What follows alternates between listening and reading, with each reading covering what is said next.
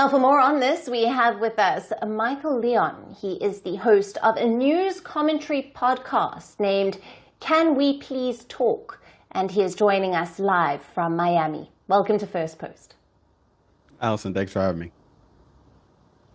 Now, what does this list of those attending, those uninvited, and those declining to attend the event say about Trump's and America's future dynamics with world leaders? Yeah, I mean, it's very interesting what you just ran through there in terms of some of the world leaders that will be attending, some that won't. For people that don't live here in the U.S., obviously there's been a huge snowstorm that has come through the Northeast. So that is why a lot of this got moved inside and indoors because of the freezing cold temperatures that are taking place right now in Washington, D.C. Your graphic just kind of showed there a little bit of the snow outside. So it wasn't really for security reasons. It was a lot to do with the weather and the impact that that would have on it. But what do I make of everything that's happening right now in terms of what Donald Trump is pledging to do in these first 100 days, even in these first 24 hours of executive action is going to be very interesting to watch because some of the world leaders that are shown here on the screen are folks that are very aligned with what the MAGA movement has brought to the United States. And they're very aligned with that. So I'm not shocked that, Giorgia Meloni, for example, or Javier Milei, the president of Argentina, are attending this. But as you noted before, Emmanuel Macron and Justin Trudeau, some other leaders that are, left leaning in terms of their countries are not attending this event. And I don't make anything of those invites because, with the weather, with the way this was all kind of upended over the last couple of weeks, I think that there was some issues with different travel schedules and things like that. So I don't make too much of it, but whether or not they work together and what Donald Trump decides to do with respect to the U.S. on a foreign stage is what I'm more interested in learning about because he already has some issues here at home working with the Democratic Party. Right. And Michael, given the list of executive orders that you mentioned that Trump is likely to sign, how might they align with his previous policies? And what immediate domestic or global consequences could they trigger?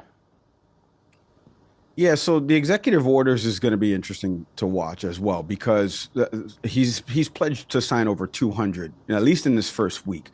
Right now, executive actions, for example, don't supersede law, but there is, some wiggle room with respect to how executive orders are implemented. I think the biggest ones to watch first and foremost are what he addresses at the U.S. southern border. Under President Biden, there has been encounters that have been decreased because of executive actions that the president has taken in terms of the amount of folks that are seen on a daily basis at the U.S. southern border. So that has helped with the stem, but I'd be interested to see what he does there in terms of legislation. I know that you posted earlier a bunch of the executive orders, and some of them, how would they be implemented? For example, the Russia-Ukraine war, right? The president has pledged to end that in 24 hours. That's just not possible. I don't know how you bring both sides to the negotiating table right now with executive action. Do you bring it with diplomacy, of course, but not with executive order and action? And then there's, some of the tariff stuff that has gone back and forth between the president of Mexico, Claudia Sheinbaum, and obviously Justin Trudeau and Donald Trump, and how that would impact just here, the North American trade that we do with Canada and Mexico. There's something there that the president was pointing to with his True Social post recently about that. Everyone's very interested to see how that would work because we get a lot of manufacturing goods from Canada with respect to lumber. We get a lot of our auto parts from Mexico. So that is going to affect a lot of different industries. And that's going to be something that I think a lot of people are going to be interested to watch as well. And while we've seen the political leaders remain divided on attending or skipping the event, big tycoons and tech titans are clearly not. How do you view this?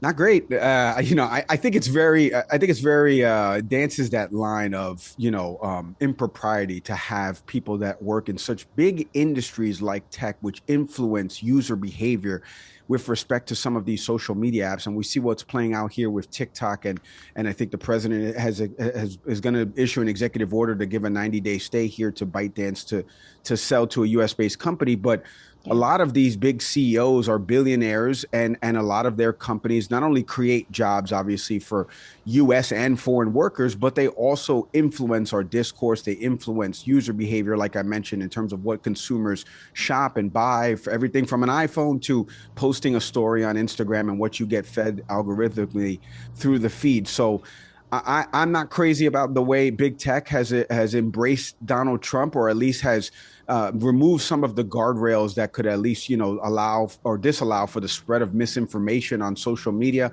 I don't think that that's helpful with respect to U.S. discourse. That's why I started my show, to do something about that. And I'm not crazy about the way this is starting to shape up with how Mark Zuckerberg and Elon Musk, and Jeff Bezos have all kind of catered up to the incoming administration, because I would have liked to be done in different ways in terms of job creation here in the U.S. So we're going to see if that is what's at play, but I don't think that's what's at play. Right. Michael, thank you very much for being with us on First Post and for your valued insights and analysis. Thanks for having me, Alyson.